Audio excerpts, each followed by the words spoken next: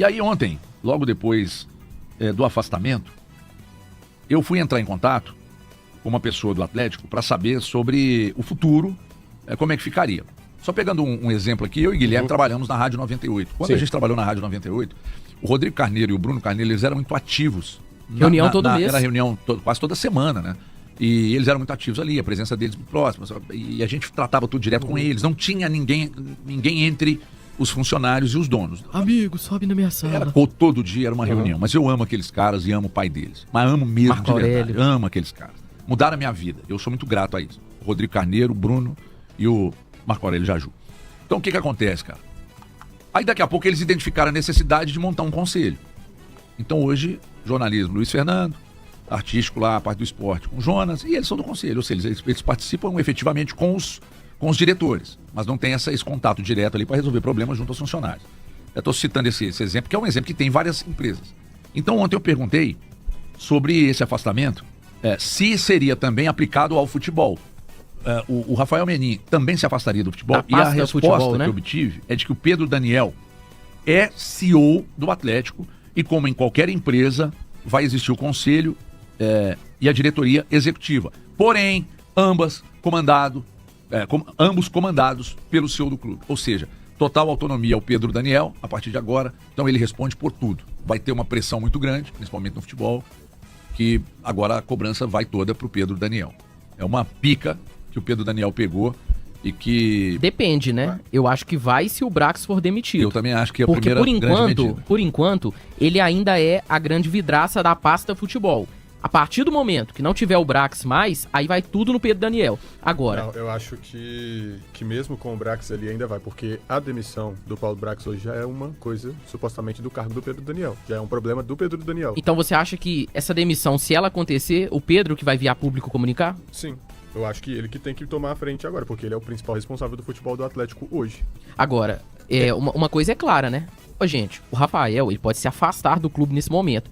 Ele não vai deixar de participar. Ele é dono. Ele é dono. Você é dono de uma empresa. Você para de ir lá, você abandona. Não. Então, Gui, olha só, é curioso essa saída pelo seguinte. Eu queria entender melhor as saídas. Eu nunca gosto de escutar só um pronunciamento. Eu sou adepto à entrevista coletiva, a deixar o repórter perguntar pra gente tirar nossas dúvidas. Quando ele tem esse afastamento, a gente sabe que ele, como proprietário, como investidor, é um dos caras que tem uma grande parcela... Eles usam apoiador. Do Atlético, um grande apoiador do Atlético. Então, a gente cobrava a maior participação dele. Vamos lá, quando compra, a gente sentia que eles estavam um pouco afastados. Aí, a gente cobrava a participação deles mais dentro do clube, o vivenciar mais as coisas dentro do clube. E isso começou a acontecer. Só que ele ia aos treinos, né? Isso, ir aos treinos. Parece que isso não ajudou. O Atlético não foi ajudado pela presença dele. A gente até falava a frase, né? É o olho do dono que engorda o gado. Isso. A gente é do interior, a gente gosta muito de usar esses termos. Então, a gente falava isso. E agora? O porquê se deu esse afastamento? Tem um trecho dele. Eu acho que a situação do Hulk pesou também. Pesou, então, são coisas que eram administrativas e precisavam sim do dono. É péssimo fazer isso, lá vou eu de novo, viu, HG? Fazer isso, eu vou fazer isso de novo. É fazer as comparações. O Cruzeiro com o Pedrinho e com o Pedro Júnior tem a aproximação deles desde o início e o Cruzeiro vem se estruturando, vem melhorando, vem alavancando o futebol do Cruzeiro. A gente nota isso de 23 para cá e o Atlético foi o contrário, de 23 para cá a gente vê uma queda e o Cruzeiro vê o Cruzeiro evoluindo. Aí é o tato dessas pessoas envolvidas. É nítido isso. Então, existem situações dentro do Atlético que o tato ou trato desses superiores não fez o time evoluir, contrário ao Cruzeiro. Vou abrir aspas aqui para o Rafael Menin. Sei das críticas que recebo, entendo muitas delas, discordo de algumas, especialmente quando elas fogem do bom tom ou se tornam desproporcionais, mas isso faz parte, é a vida que segue. Mas nesse momento não é hora de a gente fazer balanço de erros e acertos. Eu tenho muita convicção que muita coisa boa foi feita e está sendo feita e continuará sendo feita. Coisas boas foram feitas, isso é fato. Esse grupo de investidor está no Atlético desde 2020. Então, se o atleticano comemora o título de 21, tem a participação deles. Porém, o que se viu nos últimos tempos foi um aumento da dívida, um elenco que foi enfraquecido desde 2022. Que foi fragilizado. Então as cobranças precisam ser feitas em cima daquilo que foi prometido. E num primeiro momento, a fala dos acionistas foi de que o Atlético não daria passos para trás. O Atlético se tornaria em pouco tempo, em pouco tempo, né, Dan, uma das grandes potências do futebol brasileiro.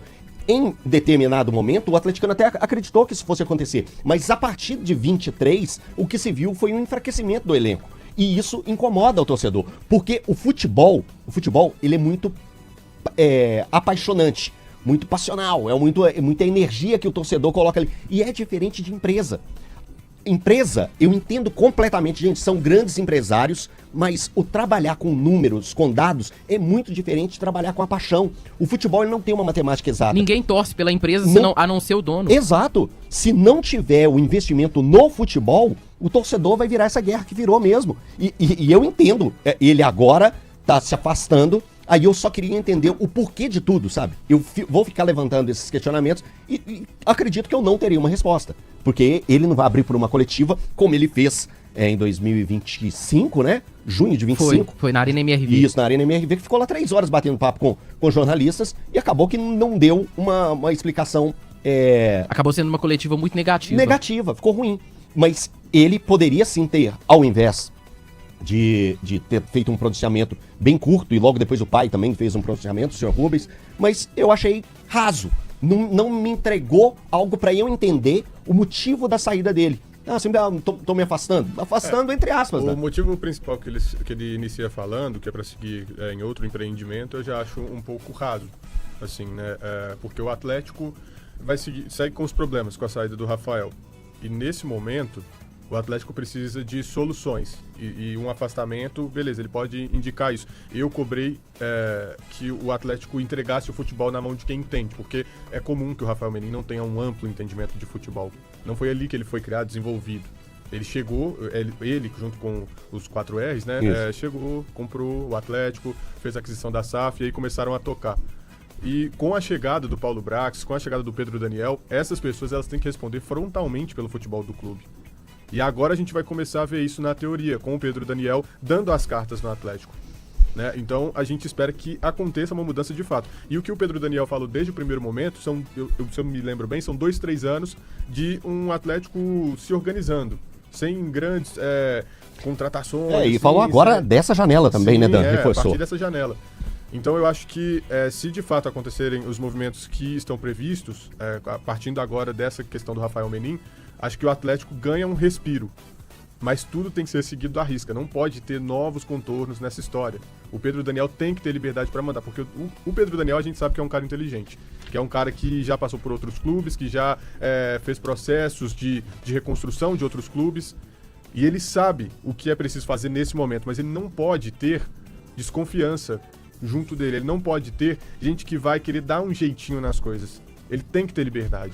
Ô Dan, deixa eu abrir espaço aqui só pra gente, o Leandro Cardoso tá mandando uma mensagem pra gente aqui, então eu vou abrir espaço pra esse momento que eu acho que é muito importante. Bom dia, meu nome é Leandro Cardoso, a minha mãe está internada no Hospital Felício Roxo e precisando de doações de sangue. Seria possível que vocês divulgassem na programação? Por favor, estamos divulgando agora, manda o nome da sua mãe também aí nos comentários pra gente reforçar aqui. Mas então fica aí o pedido nosso para doação de sangue lá no Hospital Felício Roxo. Então que vai estar ajudando muita gente, especialmente aí a mãe do Leandro Cardoso. Precisa mandar o nome dela, manda o nome dela aí pra gente ler aqui também. Eu acho que é importante também, né? Enfim, eu tava de ontem para hoje, depois que o Atlético... É que tem tanta coisa acontecendo no Atlético que a gente fica até... sem rumo por onde começar. Tanta coisa, porque o principal problema do Atlético é dentro de campo, é no departamento de futebol, e eu acho que teria que ter sido a principal mudança e ela não aconteceu. E a principal mudança porque tem alguns aspectos aqui. A primeira delas, o aspecto desportivo mesmo, de resultados, péssimo e sem perspectiva de mudança. O segundo, a questão do custo-benefício, né? O que você aplica de dinheiro no futebol e o que você tem de retorno, você não tem. Terceiro, vendas de atletas, é outro problema, que também tem relação com o departamento. Então você está vendo que no final das contas, o produto fim do Atlético é o futebol, o departamento, que é o menos eficiente dentro do clube hoje, é o departamento de futebol. Sim. É o menos E eficiente. deveria ser o principal. Exatamente, porque é o produto fim, né? Quando você começa a vender um produto que não tem qualidade, que as pessoas começam a desconfiar da qualidade dele e ele começa a te dar prejuízo, você precisa movimentar dentro desse departamento. Mas como que vai Quando- movimentar, HG, quando se quando tem a o chance diretor- de colocar o Pacini e coloca o Alonso? Não, mas não é disso que eu tô Não, falando. mas eu tô dizendo assim, Não, mas não é disso. queima os ativos, Eu tô falando de uma coisa mais ampla. O que eu tô querendo dizer é o seguinte, Pedro, nós já falamos questão disso aqui. operacional Quando passa a o Bruno estar- Musi, efetivamente, ele dava demonstrações de que não era a praia dele aquilo ali, ou se era, ele não estava conseguindo fazer, daqui a pouco o próprio clube se mexeu e trouxe o Pedro Daniel. Quando a comunicação do clube começou a dar merda, uma atrás da outra, e foi vexame no Brasil inteiro, eles trocaram. Sim. Tiraram o Lamonier e colocaram o Domênio. Quando um técnico vai mal, eles trocam. Quando o técnico nota que um jogador está mal, ele troca. Quando o departamento médico, que não é o caso do Atlético, né, que tem uma referência lá, que é o Dr. Rodrigo Lasmar, o Dr. Otaviano e tal, mas se tem algum problema ali, o 100% departamento de com ele. saúde, O Pedro- eles trocam. Fisiologia. Aí eu quero perguntar pra vocês, mas que tamanho e que Gente, um postura cara é de essa? referência. Que tamanho eles enxergam que o Paulo Brax tem?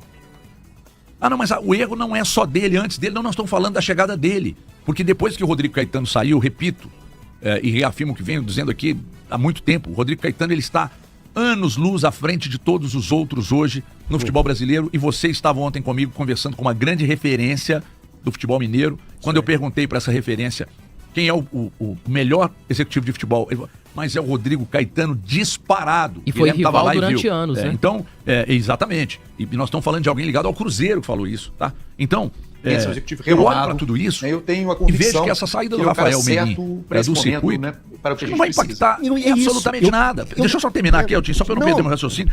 Não vai impactar em nada. Na prática, não vai impactar em nada. Em absolutamente nada. Vai diminuir o ranço Porque o da torcida departamento só. de futebol não era onde ele atuava efetivamente. Exato. Então não vai mudar em absolutamente nada. Eu não sei se estão preparando a saída do Paulo Brax, mas se estiverem, vão acertar. Eu Desde acho que o Paulo escolham Brax bem não aguenta o uma derrota substituto. amanhã. Desde que escolham bem o substituto. E repito, não é só ele que tem que sair. A reformulação no departamento de futebol precisa ser profunda. Por quê? Para não acontecer isso aqui que a gente viu no balanço ontem, que eu estava conversando com uma pessoa especialista, eu não entendo. Eu vejo aquele balanço 120 vezes, eu tenho dificuldade. E quando você traz números para o rádio, é pior ainda. Sim. Pior ainda. Tanto por isso que o jornal, quando vai falar das notícias que tem relação com a economia, aí põe um gráfico e vai tentando. Então aqui fica difícil. Mas essa pessoa estava me explicando, Everton, o Atlético, a grosso modo, tá? Tem em 12 meses quase 308 milhões para pagar. Em 12 meses, dívida de curto prazo. De longo prazo, 120 milhões. Então nós estamos falando aqui de 430. Isso no futebol. Só que o Atlético tem a receber, o balanço que foi apresentado, a receber tem 115 em 12 meses, lembrando que ele tem para pagar 308, para receber ele tem 115. E a longo prazo ele tem 70. Então você está vendo que aqui nós estamos falando de uma trozoba de 430 milhões. Nós estamos falando de déficit. Sim. Aí ele diz para mim assim, ó, aí quando você vem aqui para 245 de déficit, na verdade não é 430, não, a soma do que tem a pagar 430, o que tem a receber 115, são 240, aliás 115 não, 185, são 245 negativos, né? Aí depois ele me explicou, aí você tem 500 de aporte, só que dos 500 de aporte, para você pagar essa parte que está negativa aqui, ó, você tem 100 que você vai jogar para o fluxo de caixa. Então, desses 500, já perdeu 100 para fluxo de caixa. Ou seja, ele diz para mim, se você não dobrar esse aporte, dobrar os 500, se você não dobrar esse aporte, esses 400 que você vai colocar, Gente, mas não vai representar muita coisa. É o que aconteceu em Ele 23. desaparece. É o que não vai aconteceu ter em 23. Não vai representar muita coisa. Não tem impacto. O balanço do Muito Atlético pouco. mostrou em 22 2 bi de dívida. Aí entra o aporte de 900, de quase 900 milhões. Aí volta para recuar para 1,1. A gente está em 2026 e voltou para 1,7. Enxugar gelo. Só que ainda ontem, estou falando do Guilherme que ele estava no ambiente comigo lá. Não, você também estava. Tava. Ainda ontem, a gente estava falando sobre planejamento com essa pessoa, que eu não vou falar quem é, a gente falando sobre planejamento. Como é que você ajusta para o clube faturar e conseguir pagar essas dívidas de médio prazo? De repente até de curto prazo. Você Juros, tem, né? Você tem, juros, tá? Se você tem jogador na base ali, de onde o clube tira dinheiro para quitar essas coisas? Base, não é? Sim. Pois é. Ativos, né? Que são seus ativos. Aí você olha para a base do Atlético hoje, aí você olha para o departamento de futebol que está cometendo sucessivos erros, você não vê condição nenhuma de você pegar jogadores da base e colocarem no time e esses jogadores brilharem, esses jogadores aparecerem. Por quê? Porque os seus jogadores profissionais não estão E aí, respondendo. supostamente, você entende por que o Atlético não entrou com muitos garotos da base lá contra o Você está Cienciano. entendendo que o Mas cachorro está hoje- correndo atrás do rabo? HG, mas tem dois garotos, eu vou separar os dois, que estão à frente dos demais e podem aparecer no time, que é o Pacini e que é o Cauã Soares, que inclusive renovou o contrato até 2030 recentemente. E quando tem a chance de escalar os dois, que a Sul-Americana, que esse ano não é uma prioridade pro Atlético, eles colocam o Alonso de lateral, preferem colocar um jogador que vai sair no meio do ano e preferem colocar o Reinier, que até hoje não estreou com a camisa do Atlético. Então você tem 2 ativos que você pode fazer dinheiro com eles, que é o Pacini, que é um bom lateral, promissor, e tem o Cauã Soares, que quando entrou contra o Puerto Cabello, deu trabalho. Aí você coloca Reinier e Alonso. Gui, como que você vai vender alguém desse jeito? Não, mas aí é o que se tornou o Atlético. Porque hoje a torcida... Uma bagunça. A torcida inflamou, cara. A torcida inflamou. A gente vê erroneamente a forma como o Pacini foi encaixado no time agora. E são fogueira, dois jogos, e são 2 jogos que ele infelizmente não conseguiu jogar bem. Contra o Flamengo, né, que ele não tem culpa nenhuma. Mas ele não vinha ganhando minutagem, não, sim, né? Sim, a construção foi mal feita, eu concordo com você. Mas aí é o Atlético tendo muita cautela com cada um desses ativos, porque qualquer passo em falso agora vai influenciar nesse balanço. Vai influenciar nesse faturamento futuro. Aqui, deixa eu ler um superchat rapidinho aqui. O Charles mandou pra gente $4,99. Estou morando nos Estados Unidos, New Jersey. Lá em Nova Jersey. Mas sou de Dores do Indaiá. Terra boa de morar. Terra do meu pai. Um grande abraço a todos aí de vocês da bancada. Doce. Aqui, ô Gui, ô Dan, deixa eu só pôr fumaça aqui no Paranauê, porque o GE soltou uma reportagem e eu achei interessante Essa um é de trecho agora dela. cedo? É agora cedo. Eu tô lendo ela aqui também. O trecho diz o seguinte: o GE também ouviu relatos de autoritarismo de Rafael Menin com outros funcionários do futebol do Atlético, inclusive com membros da diretoria. Abre aspas pro Rafael Menin. O clube é meu, eu que mando. Então, assim... Grave. Isso são relatos de funcionários, né? Funcionários, e o GE entrou em contato com representantes do Atlético que falaram que isso não acontecia. Enfim, mas a apuração, né, a gente tem que acreditar, e foi publicado agora, vamos ver como que vai ser a repercussão disso. Mas isso mostra também um pouco de... não só autoritarismo, mas um pouco de arrogância, né, partindo do proprietário do Atlético, que às vezes não aceitava as coisas da forma que o futebol funciona. Empresa e futebol é uma coisa que ainda a gente vê como um pouco de distância, muito por causa da paixão que leva ao futebol. E eu fico assustado, né? Um proprietário, um dono, um majoritário, ter esse tipo de atitude. Não sei aí como que vai ser a repercussão, até vindo do próprio Rafael, se ele vai responder essa colocação reportagem do GE. Não vai responder.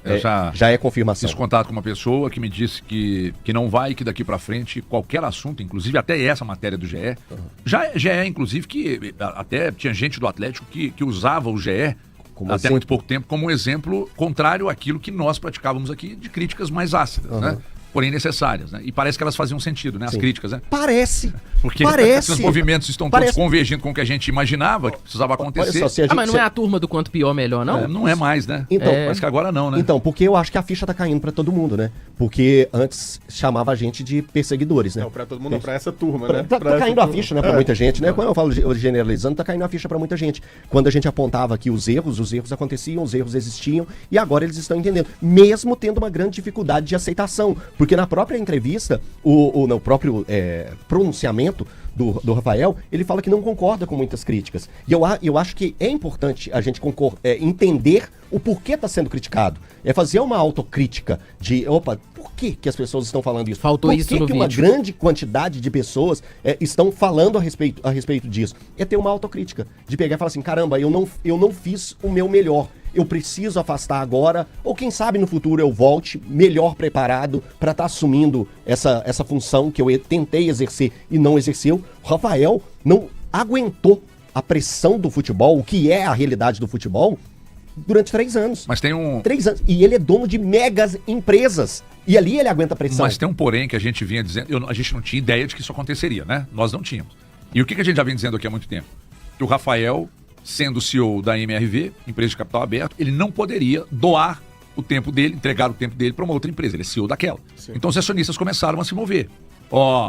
Porque aí, através do Atlético, a imagem do Rafael Menin começa a ficar desgastada. Não, e da empresa, né? E aí você é acionista. E o Atlético apresenta... Quando a imagem do CEO começa a ficar arranhada e você é acionista da empresa, o que acontece com as ações? Cai. Elas começam a cair. Aí os acionistas começaram, larga isso aí, e aí largou. Isso aí tá te queimando. E não só pela divisão de tempo, largou. Quando você deixa um pouco de lado ali o seu outro empreendimento para comandar o Atlético e o Atlético começa a apresentar resultados ruins, aí você já fica, será que não vai refletir na outra? Acaba tendo influência. É o mesmo cara que está gerindo as duas. Então, os acionistas começaram a cobrar E aí ele acabou se afastando. Vai mudar na prática alguma coisa? Diante da torcida? Pode mudar se o Atlético começar a entender. Presta atenção. Não tem mágica. Nós aqui temos ótimos resultados, né? Vamos pegar pelo digital, que o resultado, a gente aqui, o Ibope minuto a minuto está lá em cima, no switch. Nós não temos acesso, embora por vezes compartilhem conosco.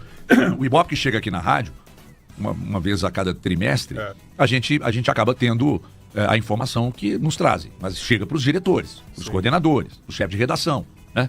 Aqui no digital, a gente consegue saber. Eu, você. Então, nós temos ótimos resultados aqui, ótimos resultados. Sou capaz de dizer que, proporcionalmente falando, é o maior resultado digital hoje do estado de Minas Gerais, esse programa aqui no rádio. Proporcionalmente falando, tá? Para quem tem alguma dúvida para entender essa proporcionalidade. Que é o número de inscritos que a gente tem, né? Que é o 10% de outros aí, e aqui a gente entrega um número expressivo. E os donos da bola é a grande referência digital hoje. Sim. Grande referência digital. Mas em outros momentos não acontecia. Aí você mexe na equipe, aí vem o mestre Rodrigo Skoralik pra cá. Mestre, sabe tudo e mais um pouco. Ele diz, vamos ter que mudar. Eu fiquei maluco quando ele me falou isso. Quando eu fui comunicado, eu falei, mudar por quê? Não, porque se mudar vai acontecer isso. Rodrigo Skoralik me disse isso numa reunião. E acontece hoje exatamente o que o Rodrigo Skoralik me disse. É bom mesmo. 4 anos, né, Tim? 4 anos, vai fazer 4 anos. Porque a mudança gerou resultados muito expressivos. Então, quando você faz essas mudanças, elas são necessárias, eu estou falando do departamento de futebol do Atlético, se o Atlético não mudar o departamento de futebol o quanto antes, trazer os melhores profissionais possíveis para ocupar os cargos dentro do departamento de futebol, os resultados vão continuar. E a tendência é de afundar cada vez mais nessa areia movediça que tem sido. Afundar cada vez mais. Não tentem achar que quem está lá hoje vai conseguir tirar o Atlético desse buraco, do produto fim que é o futebol, que não vai. O departamento de futebol do Atlético precisa necessariamente passar por mudança profunda. É no SIGA, é na direção, é na gerência de futebol, é tudo, porque se não mudar, os resultados vão continuar e o fracasso está logo ali. Ô, HG, ontem nos comentários, tanto no seu quanto no meu, usamos a palavra ser radical. E precisa ser radical no Atlético, Gui.